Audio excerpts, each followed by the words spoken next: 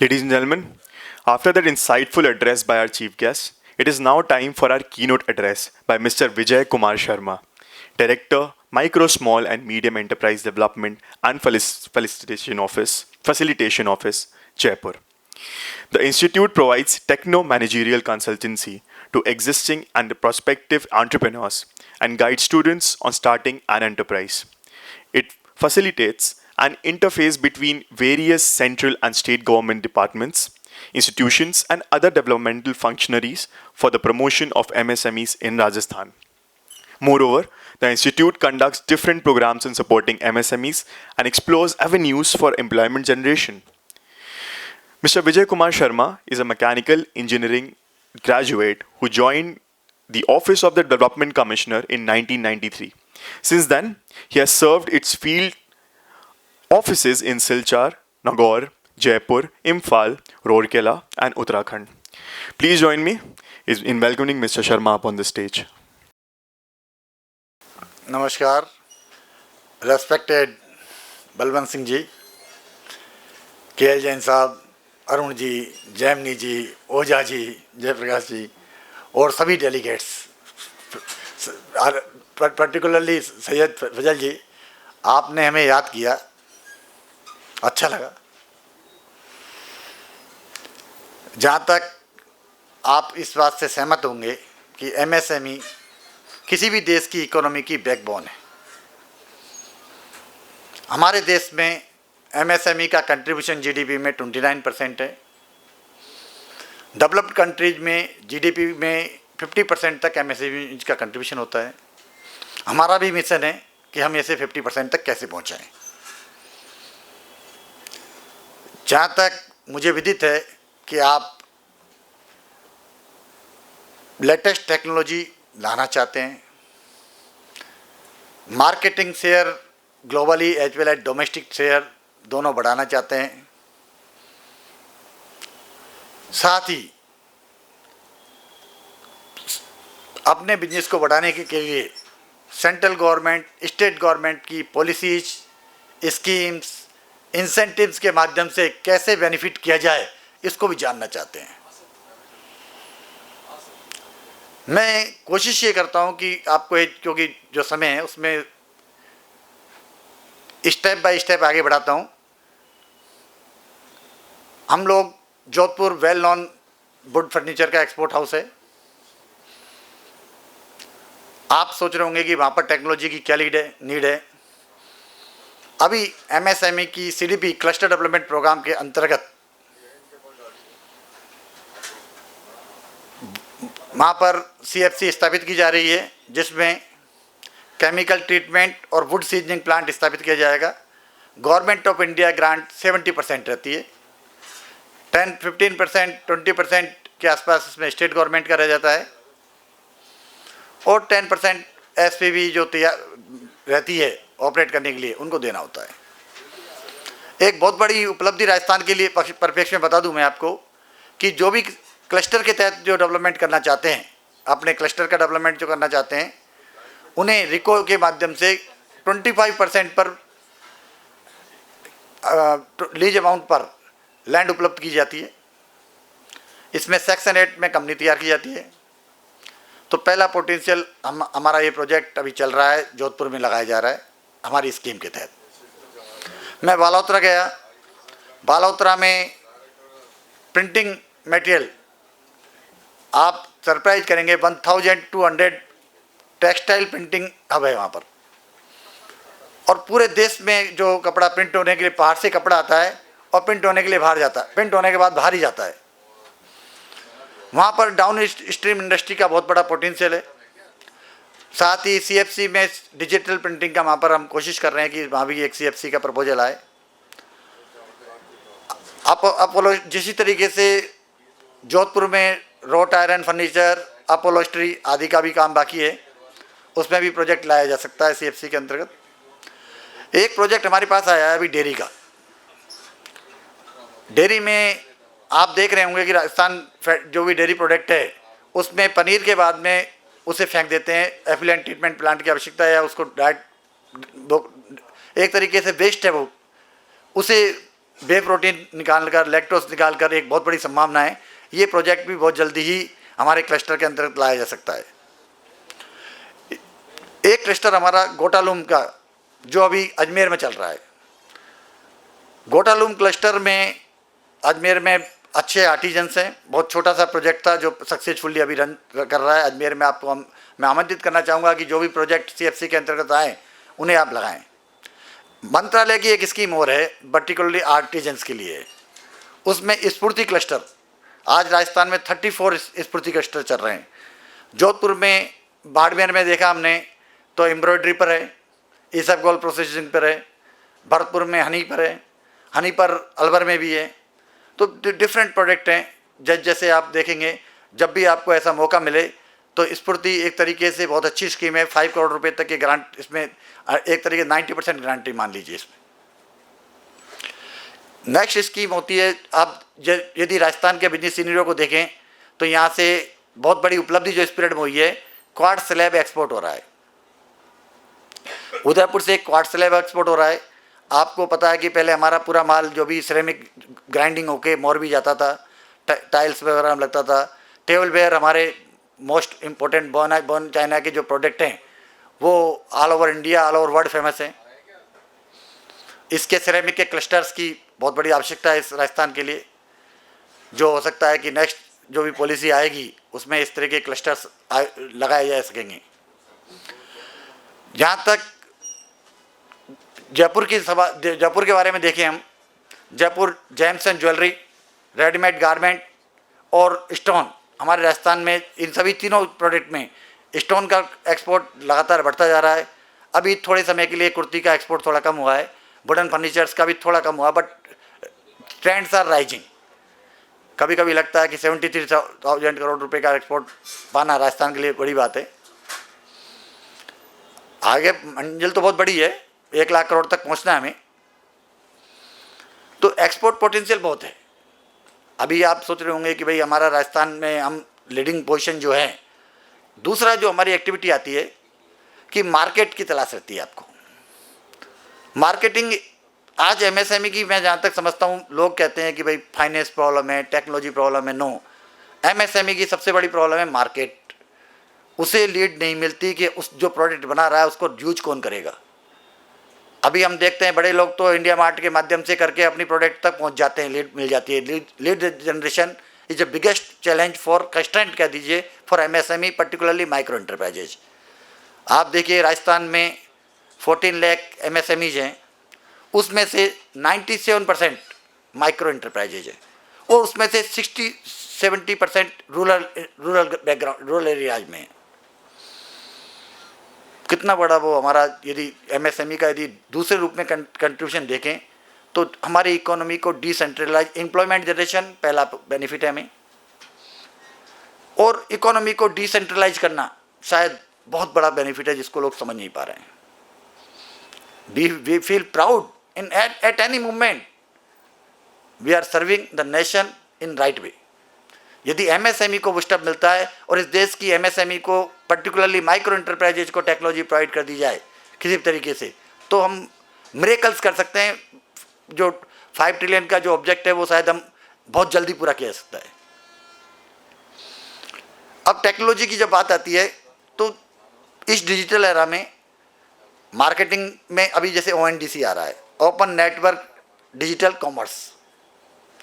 भाई जैसे government purchase से जुड़ना चाहते हैं, गवर्नमेंट ई मार्केट प्लेस है, तो Amazon open network digital commerce के माध्यम से एक तरीके से सेलर ऐप, बायर ऐप सब जुड़ते जा रहे हैं। उन सेलर ऐप, बायर ऐप की ये जो बिल्कुल नई चीज़ आ रही है, बिल्कुल ये लेटेस्ट पॉलिसी है हमारी ONDC, जिसको शायद आने में जो समय लगेगा, बट उसके बाद में हमारे जो भी यूथ है वो विदाउट एनी ज़्यादा अपने लैपटॉप्स के सारे लेके अच्छा बिजनेस कर सकेंगे। पब्लिक प्रिक्योरमेंट पॉलिसी की बात करते हैं। पब्लिक प्रिक्योरमेंट पॉलिसी में आप समझ ही रहे होंगे कि 25% ST/SC के लिए वो है, MSME के लिए 25% टारगेट है, उसमें से 5% ST/SC और 3% वुमन। अभी जब डिस्कस चल रहा था पब्लिक प्रिक्योरमेंट पॉलिसी की तो वुमेन्स के लिए बहुत बड़ा स्कोप है। आपसे अनुरोध करूंगा कि आप जो भी वुमेन्स एम्पावरमेंट में जाना चाहते हैं, गवर्नमेंट से जुड़ना चाहते हैं, क्योंकि अभी वुमेन्स के टारगेट पूरे नहीं हो पा रहे हैं पब्लिक प्रोक्योरमेंट पॉलिसी के माध्यम से। दूसरा काम हम करते हैं, पब्लिक डोमेस्टिक ट्रेड फेयर्स को रिम्बर्स करते हैं। जब भी आप कोई डोमेस्टिक ट्रेड फेयर में लगे तो एमएसएमई का पहला काम है देखें कि एमएसएमई से अप्रूव्ड फेयर है, तो हम वुमेन्स के लिए, एसटी एससी के लिए 100% और बाकी के लिए 80% रिम्बर्स करते हैं। ये बहुत बड़ा अच्छा पॉलिसी है। इसमें राजस्थान बहुत अच्छी पोजीशन में हम रिम्बर्स कर रहे हैं। और बिजनेस की जो शुरुआत करते हैं आप लोग, उसमें कई बार ऐसा लगता है कि लोग उद्यम रजिस्ट्रेशन में भी पैसा दे देते हैं, जबकि ये फ्री ऑफ कॉस्ट है। मतलब इजी ऑफ डूइंग बिजनेस में भी एमएसएमई मंत्रालय, एमएसएमई ऑनलाइन काम कर रहा है। आपको उद्यम रजिस्ट्रेशन हो, ऑनलाइन होता है, फ्री ऑफ कॉस्ट है। Any time you can update your उद्यम को अपडेट कर सकते हैं। उद्यम को अपडेट करने के बाद में सर्टिफिकेशन, पहले हम लोग इस सर्टिफिकेशन में भी रिमर्स करते थे, बट आपको डोमेन लेना है। डोमेन के लिए आपको, मैं तो कहता हूं कि आपको डोमेन रजिस्ट्रेशन की प्रक्रिया को पूरा करना चाहिए। रजिस्ट्रेशन करने के बाद में डोमेस्टिक ट्रेड फेयर्स, ट्रेडमार्क को हम रिमर्स करते हैं। आपसे फिर एक अनुरोध करूंगा मैं कि अपने बिजनेस के जितने प्रोडक्ट है, जितने ट्रेडमार्क आप ले सकते हैं आप लीजिएगा। हम रिमर्स कर रहे हैं 10,000 पूरा की पूरा रिमर्समेंट है। आप आज ब्रांड बिल्डिंग कीजिए अपना, क्योंकि विदाउट ट्रेडमार्क आप न तो अमेजन पे प्रोडक्ट डाल पाएंगे, न जेम पे प्रोडक्ट डाल पाएंगे, न ओएनडीसी पे डाल पाएंगे। तो अपने प्रोडक्ट का ट्रेडमार्क आज इस जो फाइनेंशियल एक्सप्रेस का अपना प्लेटफॉर्म दिया है, इसका आप बेनिफिट लो कि ट्रेडमार्क के बारे में फोकस करें। बार कोड यदि आपको लेना है 1000 प्रोडक्ट तक का, तो बार कोड भी हम रिमर्स कर रहे हैं। बार कोड रिमर्समेंट के साथ साथ में जब भी आपको ऐसा लगे कि बिजनेस अपॉर्चुनिटीज क्या आ रही है, भाई मेन तो काम है, हमें काम का क्या करना चाहिए, काम कैसा होना चाहिए। तो पहला काम है कि टेक्नोलॉजी वो लाओ जिसमें साइकिल टाइम कम हो। साइकिल टाइम कम कैसे करेंगे? ऑटोमेशन से। आप यदि फार्मर्स की प्रॉब्लम यूज करना चाहते हैं, ऑटो फर्टिगेशन, लैंड डिजिटाइजेशन, आप रिटॉर्ट पैकेजिंग, जिससे अमूल का जैसे मिल्क आता है 1 साल तक के लिए ख़राब नहीं होता है। आप जीएसएस सब ऑटोमेशन को ऑटोमेट कीजिएगा। जब सोलर पावर का इतना बड़ा प्रोजेक्ट लग रहा है, तो कोशिश कीजिए कि पावर ट्रांसमिशन लॉसेज को कैसे कम किया जाए, जीएसएस सब ऑटोमेशन कैसे किया जाए। इसी तरीके से जो आप कभी कभी जो वर्ड्स देखते हैं एक्सपायरी, तो मेरा तो एक ही सपना है कि हम लोग जो भी प्रोडक्ट है उसकी सेल्फ लाइफ इतनी बढ़ा दी जाए कि हमें एक्सपायरी की चिंता नहीं रहे। इसके बाद में हमें कोरोना के टाइम पर आए थे ईटीओ स्टेरलाइजर, फ्यूमिगेशन, मतलब सर्विस सेक्टर पर भी फोकस कीजिएगा यदि आपके पास कैपिटल नहीं है तो। सर्विस सेक्टर पे फोकस इसलिए करना है कि फ्यूमिगेशन हुआ, कोई भी एक्सपोर्ट जाएगा, स्टेरलाइजेशन में ईटीओ स्टेरलाइजेशन, रिटॉर्ट पैकेजिंग पर फोकस कीजिए। अभी मैं जब देख रहा हूँ कि यहाँ पर जयपुर में काउडंग पेपर, गोबर से पेपर बन रहा है, वैदिक पेंट बन रहा है, और वो पेंट इतने अच्छे हैं कि किसी भी पेंट से आप जब देखेंगे, क्योंकि मैंने उनको देखा, मेरे टेल पे रखे रहते हैं वो ऐसी चीज़ें, तो मैं समझता हूँ कि भाई किस तरीके से हम आगे डेवलप। बायोडिग्रेडेबल डिस्पोजेबल्स, भाई प्लास्टिक आ रही है, एनवायरनमेंट को हमें हार्म नहीं करना है। एक स्कीम हमारी और है Z, zero defect zero effect. Z में बहुत ही आसानी से ब्रॉन्ज, सिल्वर और गोल्ड सर्टिफिकेशन के लिए आप लोगों को प्रेरित करें। Bronze certification free of cost है, और मैं तो कहता हूं कि गोल्ड के लिए हो जाएं, क्योंकि कम से कम कभी आपको रिकॉग्निशन की जरूरत पड़े या आपको अपने आप को इंट्रोड्यूस करना पड़े तो आपको फ्री ऑफ कॉस्ट आपको बता सकते हैं भाई गवर्नमेंट ऑफ इंडिया की साइट में मेरा नाम है, need not to see anywhere else. क्योंकि जेड सर्टिफिकेशन आपने मिला है, गोल्ड मिला तो बहुत अच्छी बात है, आप गोल्ड सर्टिफिकेशन के लिए जाएँ। एक स्कीम है हमारी लीन मैन्युफैक्चरिंग। हर आदमी चाहता है अपने प्रोडक्ट की कॉस्ट कम करना, अपने एक्सपेंसेज को कम करना, तो उसके लिए आप लीन इम्प्लीमेंट कर सकते हैं, मैन्युफैक्चरिंग लीन इम्प्लीमेंट कर सकते हैं और अपने कॉस्ट को कम्पिटिटिव बनाकर इंटरनेशनल मार्केट में सस्टेन कर सकते हैं। इसी तरीके से इंटेलेक्चुअल प्रॉपर्टी राइट को हम रिमर्स करते हैं। IPR, यदि कोई आप पेटेंट लेते हैं, यहाँ पर 12 GI ऑलरेडी अप्रूव्ड है। GI जियोग्राफिकल इंडिकेशंस में आप जाते हैं तो गवर्नमेंट ऑफ इंडिया हेल्प कर रही है। आपके पेटेंट आप लेते हैं तो निश्चित रूप से हम आपको पूरा रिम्बर्स कर रहे हैं। पेटेंट का भी फीस भी MSME DFO द्वारा रिम्बर्स की जा रही है। नेक्स्ट जो काम है कि टेक्नोलॉजी में एक तरफ पैकेजिंग है, एक तरफ ऐसा प्रोडक्ट जो एक्सपोर्ट किया जा सके।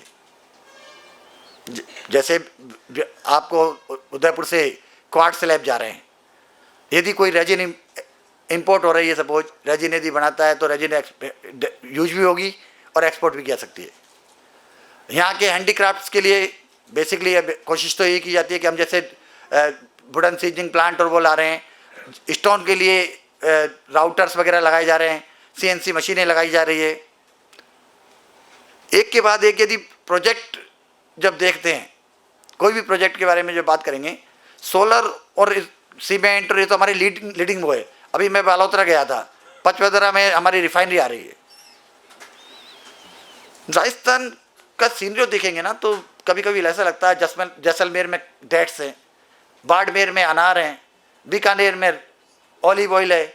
आपके हमारे मिनरल्स, ऐसा कोई मिनरल्स नहीं है जो राजस्थान में नहीं हो, क्योंकि अरावली हिल्स है, ओल्डेस्ट रेंज है, इससे अच्छे मिनरल्स आपको मिल नहीं सकते। मिनरल्स यहाँ पर मिनरल्स डिपॉजिट हैं, माइंस हैं। पोटास का डिपॉजिट आपको अभी अभी बीकानेर मिला है, बहुत बड़ा डिपॉजिट है। लाइम डिपॉजिट्स हमारे गोटन में पूरा लाइम का, ऑल ओवर इंडिया की स्टील इंडस्ट्री की नीड हम लाइम की यहाँ से पूरी कर रहे हैं। सीमेंट में हमारा अच्छा नाम है। रिन्यूएबल में सरप्राइजिंग है, we institute first in India, और वो भी बहुत बड़े मार्जिन के साथ में। तो राजस्थान का पोटेंशियल तो मुझे लगता है कि यदि जो जिस स्टेज में हम जा रहे हैं, आप कोटा जाइए, कोरिएंडर, जीरा, मसालों में कस्तूरी मेथी, आपका सोजत में मेहंदी, मतलब ऐसा क्या है जो कभी कभी सोचता हूँ मैं कि सोजत से मेहंदी है वो हमारे यहाँ प्रोसेस नहीं हो रही है, बाहर जा रही है। जीरा ऊर्जा मंडी में जा रहा है।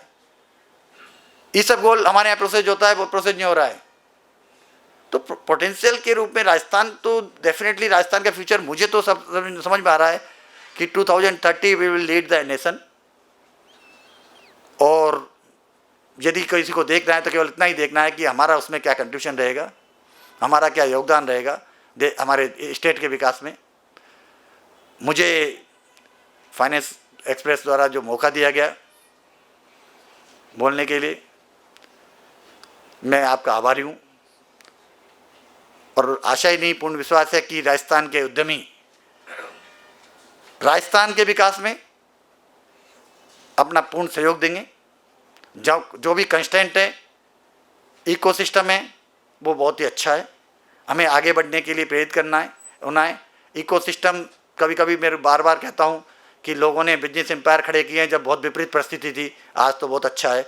इस परिस्थिति में आगे बढ़ने के लिए और कोई दूसरा चारा भी नहीं है कि हम हमारी नेक्स्ट जनरेशन को कुछ लेगेसी के रूप में कोई ऐसा काम छोड़ के जाएं जिससे कि वो आगे बढ़ पाए। बहुत बहुत धन्यवाद। Thank you.